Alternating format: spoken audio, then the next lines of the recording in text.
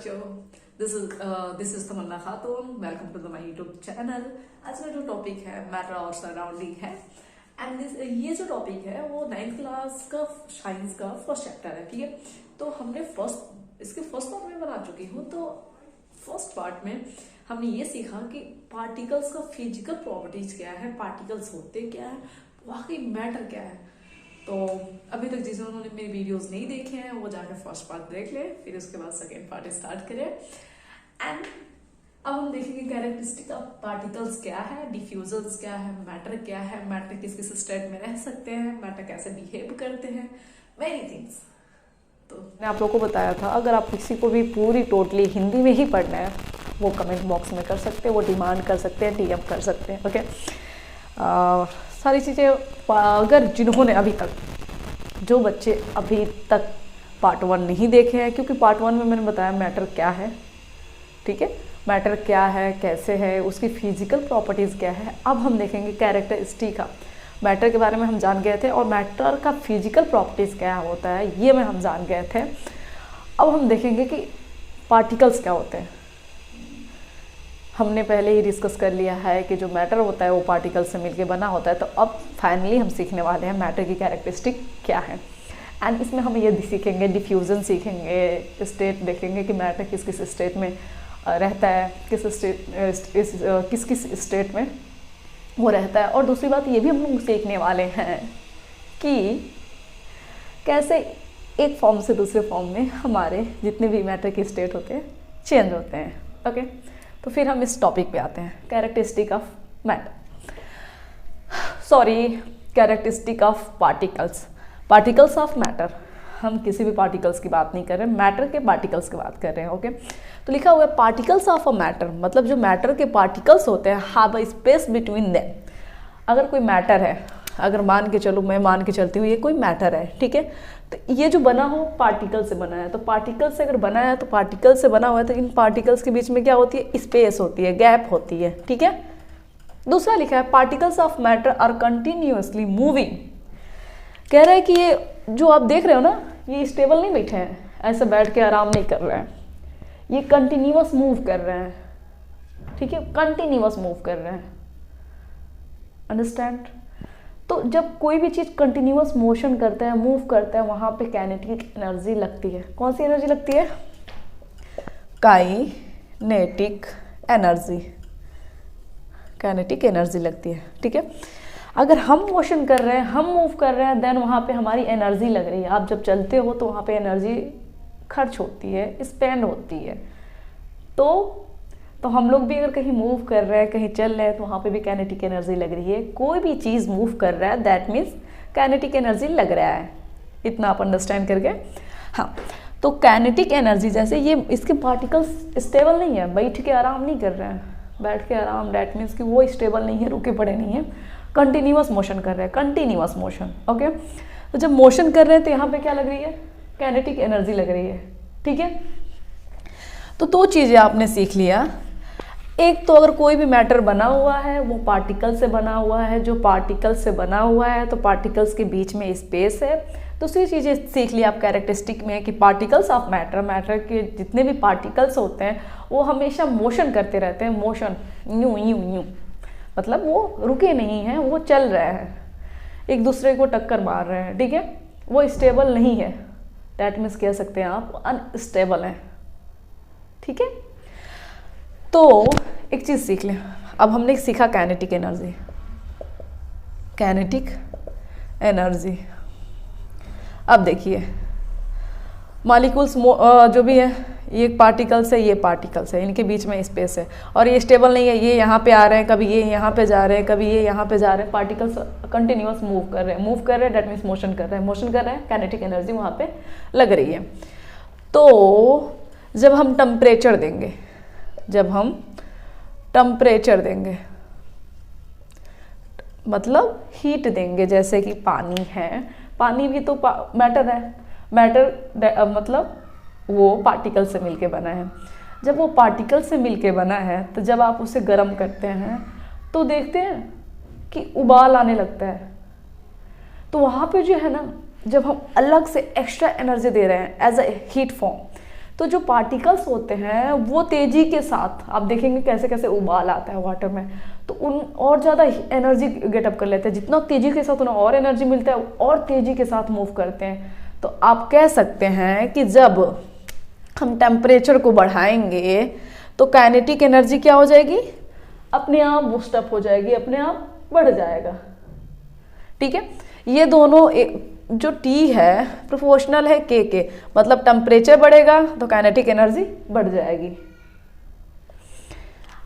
ठीक है, तो पार्टिकल्स ऑफ मैटर जो हैं वो मूव कर रहे हैं, दैट मीन्स वहाँ पे काइनेटिक एनर्जी काम कर रहा है। अगर हम टेम्परेचर देंगे तो उन पार्टिकल्स को अलग से एक्स्ट्रा एनर्जी मिल रहा है, जिसके और तेज़ी के साथ वो दौड़ेंगे, भगेंगे, चलेंगे, जो भी कह लें आप।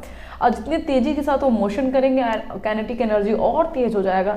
काइनेटिक जब एनर्जी तेज़ हो जाएगा तो आप कह सकते हैं कि इंक्रीज करेंगे। अगर हम टेम्परेचर को इंक्रीज करते हैं तो काइनेटिक एनर्जी भी इंक्रीज हो जाएगी।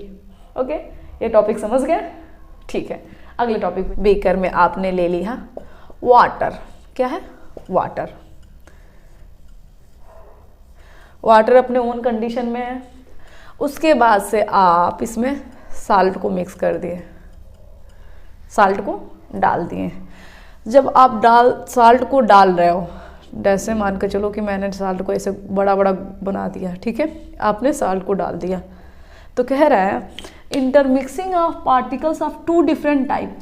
साल्ट दूसरा टाइप है, वाटर दूसरा टाइप है। ठीक है, नमक का कुछ और कैरेक्टरिस्टिक है, वाटर का कुछ और, मतलब अलग कैरेक्टरिस्टिक है, अलग बिहेवियर है। तो कह रहा है कि जब दो तरह के पार्टिकल्स को एक साथ हम इंटरमिक्सिंग कर देते हैं, ठीक है, उनके ओन कंडीशन में उसे कहते हैं डिफ्यूजन। दैट मीन्स कि अगर आप पानी ले लें गिलास और उसमें सॉल्ट को डाल दें, नमक को डाल के उसे मिक्स कर दें, दैट मीन्स कि नमक वाटर में घुल जाएगा और नमक का भी स्वाद आएगा, मतलब टेस्ट आएगा, मीन्स टेस्ट आएगा, और वाटर का भी टेस्ट आएगा। तो जब नमक साल्ट इसमें क्या होगा, मिक्स हो जाएगा वाटर में, दैट मीन्स क्या हो गया, साल्ट का वाटर में डिफ्यूजन हो गया। तो डिफ्यूजन मतलब क्या होना है, कोई भी दो चीज़ें ले लो आप और जब उसको एक साथ मिक्स कर लो, ठीक है, मिक्स करते हैं उनके ओन कंडीशन में और उनकी दोनों की ओन बिहेवियर रहे, नमक का टेस्ट आए, वाटर भी दिख रहा है, दैट मीन्स आप कह सकते हो कि यहाँ पे क्या हुआ है, डिफ्यूजन हुआ है। ठीक है, और एक और चीज़, डिफ्यूजन तो आप समझ गए। डिफ्यूजन जैसे कि दो पार्टिकल्स हैं डिफरेंट टाइप के, उन्हें हम जब मिक्स कर देते हैं, दैट मीन्स वो एक दूसरे में घुल जाते हैं, तो डिफ्यूजन हो जाता है। और दोनों के कैरेक्टरिस्टिक रहते हैं, नमक अगर डाल भी दो पानी में तो नमक का टेस्ट नमक जैसा आएगा और वाटर ही रहता है। ठीक है, तो ये आपका प्रोसेस जो होता है डिफ्यूजन कहलाता है। अब मान के चले आप कि यहाँ पे हॉट वाटर है और यहाँ पे आपका कोल्ड वाटर है। ठीक है,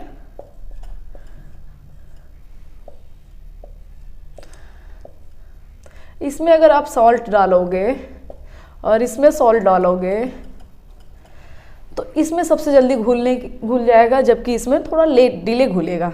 ठीक है, आप कहोगे कि आप बोल रही हैं, क्यों बोल रही हैं, ऐसा कैसे हो सकता है? तो हो सकता है बिकॉज कि इसमें जब हॉट वाटर है तो एक्स्ट्रा हम लोगों ने हीट के रूप में, टेम्परेचर के रूप में एनर्जी दिया है, जिसके बाद से पार्टिकल्स के पास ज़्यादा एनर्जी है, वो बहुत तेज़ी के साथ यूँ गोज कर रही है और एनर्जी है इसको एक तो मेल्ट करने के, मतलब इसको अपने जैसे कन्वर्ट करने की। दूसरी बात कि हमने पहले बात कर दिया कि पार्टिकल के बीच में स्पेस रहता है, एक पार्टिकल से दूसरे पार्टिकल के बीच में स्पेस रहता है। तो जब हम हीट दे देते हैं तो ये पार्टिकल्स एक जगह स्टेबल नहीं होंगे, भागेंगे, इधर भागेंगे, उधर भागेंगे, तो जगह जो होगा उसमें नमक जल्दी से आके अपना स्टेज, अपना जगह ले लेगा।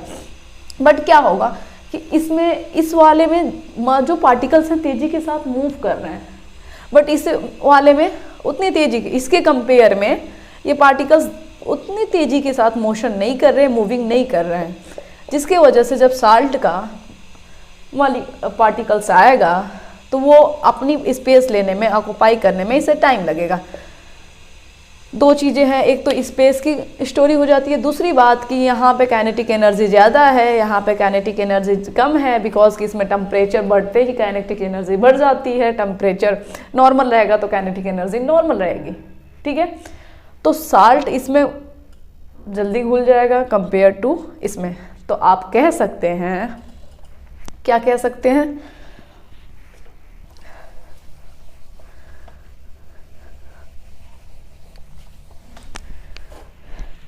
आप कह सकते हैं कि टेम्परेचर, अगर टेम्परेचर हाई होगा, टेम्परेचर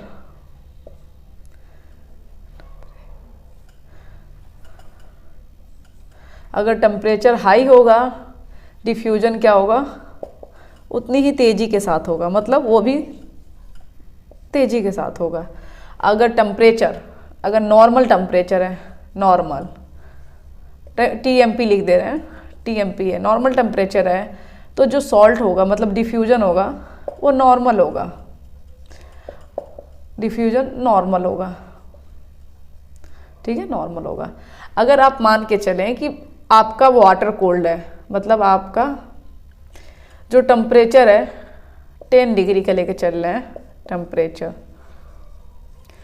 और तब कोई चीज़ क्या सोचेंगे डिफ्यूज होगा, वो और ज़्यादा स्लो होगा, बिकॉज आप जानते हैं क्यों होगा। तो चीज़ें ऐसी होती हैं, टेम्परेचर हाई होगा डिफ्यूजन तेज होगी, नॉर्मल टेम्परेचर पे नॉर्मल डिफ्यूजन होगा, मतलब थोड़ा टाइम कंज्यूमिंग होगा, और टेम्परेचर जैसे कम होगा आपका जो डिफ्यूजन होगा और कम हो जाएगा, मतलब टेकिंग टाइम टेकन करेगा, ज़्यादा से ज़्यादा टाइम लेने की कोशिश करेगा, क्योंकि इसके मॉलिक्यूल्स थोड़े थोड़े करीब आ जाएंगे, मोशन तो करते रहेंगे लेकिन थोड़े करीब आ जाएंगे। अब जो भी चीज़ वेट एंड वॉच, डिफ्यूजन थी, डिफ्यूजन भी अब अंडरस्टैंड करके। एंड अब जो टॉपिक आती है स्टेट ऑफ मैटर, मैटर कितने स्टेट में होते हैं, तो स्टेट ऑफ मैटर की बात करेंगे तो मैटर जो होता है 3 स्टेट में होता है, सॉलिड, लिक्विड एंड गैस। तो हम लाइन बाय लाइन सबकी स्पेशल कैरेक्टर पढ़ेंगे कि मैटर क्या, मैटर में अगर सॉलिड है तो सॉलिड की क्या बिहेवियर होती है, कैसे हम रिकॉग्नाइज करेंगे कि वो सॉलिड है, कैसे हम रिकॉग्नाइज करेंगे कि वो लिक्विड है, कैसे रिकॉग्नाइज करेंगे वो गैस है, ठीक है। तो स्टार्ट करते हैं।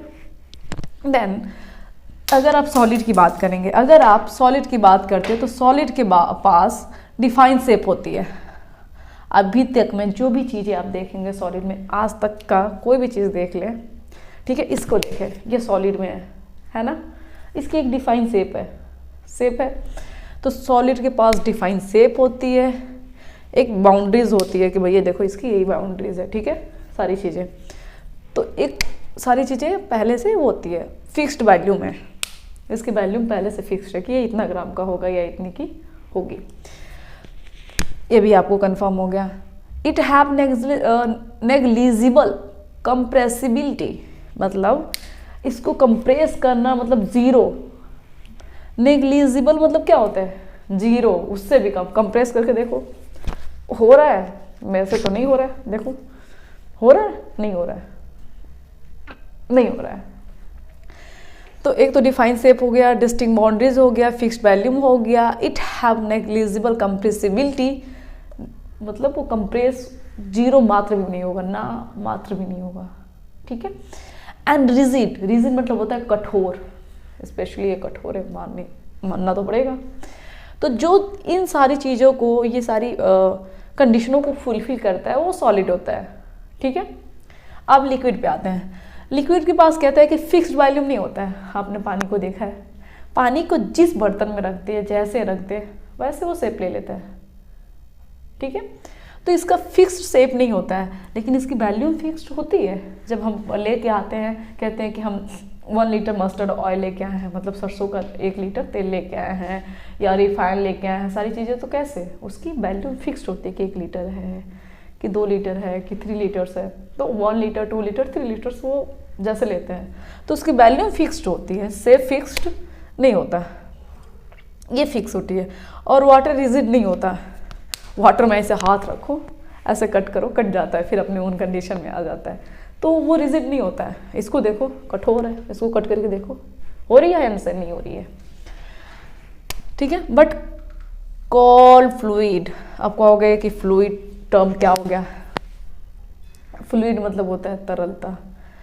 पानी को जैसे रखते हैं वो बहने लगता है, वो एक जगह पे स्टे नहीं करता, वो धीरे धीरे अपनी जगह से, जैसे एक जगह से दूसरी जगह जाने लगता है, मूव करने लगता है, उसे फ्लूइडिटी कहते हैं, उसे हम तरलता कहते हैं। तो फ्लूइड का ये है कि रिजिड तो नहीं है, लेकिन हम जब भी पानी को कहीं भी गिराते हैं तो फ्लूइड की तरह मतलब एक मूव करना स्टार्ट कर देता है, that means fluid. Solid, liquid and gases कह रहा है कि अगर आप लिक्विड, कोई भी लिक्विड हो, उसमें आप लिक्विड को मिक्स कर सकते हो, सॉलिड को भी मिक्स कर सकते हो, और गैसेस के फॉर्म में अगर कोई चीज़ डालते हो, जैसे कि मान के चलो वाटर है, ठीक है, उसमें कोई खुशबूदार चीज़ें एज अ गैसेस फॉर्म में रख के ऊपर से ऐसे यूं कवर कर लो, वो जो है कुछ टाइम में उस वाटर में मिक्सअप हो जाएगा, वाटर में मिक्सअप हो जाएगा। आप लोग मूवीज़ देखते हैं, मैं भी सीरियल्स देखती थी, जब राजा महाराजा वाला देखती हूँ तो जब उनके वॉशरूम को आप देखोगे तो पानी जो होता है ना, उसमें से धुएं निकलते रहते हैं। वो वाटर को अच्छी खुशबूदार इत्रों से या कोई ना कोई चीज़ आती है जिसे को जला के गैसेस फॉर्म में करके उसे लगाया जाता है, वो जो गैस होता है ना वो डिज़ोल्व हो जाता है लिक्विड में। तो लिक्विड में सॉलिड भी डिज़ोल्व होगा, नमक हो गया, चीनी हो गया और सारी चीज़ें, लिक्विड भी डिज़ोल्व होगा, कोई भी लिक्विड चीज़ों को हम डिज़ोल्व कर लेते हैं, एंड गैसेस भी डिज़ोल्व होंगे लिक्विड में। Rate of the diffusion of liquid कह रहा है कि जो भी चीज़ें होती है, डिफ्यूजन मतलब क्या हो गया, कोई चीज़ का मिक्स हो जाना, मिक्सअप हो जाना, दो अलग अलग चीज़ें इन दोनों का इस तरीके से मिक्सअप हो जाना। तो डिफ्यूजन कह रहा है कि लिक्विड में जो डिफ्यूजन होता है ना, वो सॉलिड के कंपेयर में बहुत हायर है, मतलब बहुत तेज़ी के साथ होता है, अंडरस्टैंड। तो लिक्विड में जो डिफ्यूजन होता है, rate of diffusion of liquid, liquid में जितनी तेज़ी के साथ डिफ्यूजन होता है उतने तेज़ी के साथ सॉलिड में नहीं हो सकता है, रीज़न भी मालूम है, ओके। एंड गैस की बात कर ले तो नॉट फिक्स्ड वैल्यूम, इसके पास फिक्स्ड वैल्यूम नहीं होता है, इसकी शेप भी फिक्स्ड नहीं होती है, जहाँ पे रख दो वैसे ही वो अपना, ये रिजिड भी नहीं होता है, आपको मालूम है। गैस रिजिड नहीं है, आप गैस से घिरे पड़े हो, गैस रिजिड है नहीं, गैस आपके पास से जा रही है, ऑक्सीजन ले रहे हैं, कार्बन डाई है, सब कुछ है ही तो है इन्वायरमेंट में, तो ये रिजिड भी नहीं है, इनकी फिक्स वैल्यूम भी नहीं है, इनकी शेप भी नहीं है। लेकिन हाँ लिखा है higher compressibility as compare solid and liquid, कह रहा है कि जो सॉलिड और लिक्विड के कंपेयर में इसकी कंप्रेसिबिलिटी बहुत ही हायर है। डैट मीन्स अगर आप एलपीजी को देखते हो तो एलपीजी जो सिलेंडर आप लोगों के घर में है खाना बनाने वाला, वो क्या है, गैस ही तो है, लेकिन देखो उसे कंप्रेस कर देते हैं, कंप्रेस करके अब उसको हिलाओगे तो यूं लिक्विड के जैसा लगेगा कि अंदर वाटर है, लेकिन वाटर नहीं है, गैस ही है, तो कंप्रेस किया जा सकता है। आप कहते हो ऑक्सीजन का सिलेंडर, उसमें ऑक्सीजन तो इन्वायरमेंट में, फिर उसमें ऑक्सीजन कैसे आया, ऑक्सीजन आया नहीं, ऑक्सीजन को कंप्रेस करके उसमें स्टोर किया गया है। तो गैसेस की जो कंप्रेसिबिलिटी होती है वो लिक्विड और सॉलिड के कंपेयर में बहुत ज़्यादा हाई होती है। डिफ्यूजन जो होता है लिक्विड का, वो डिफ्यूजन की जो रेट ऑफ डिफ्यूजन होती है लिक्विड की ज़्यादा होती है कंपेयर टू सॉलिड।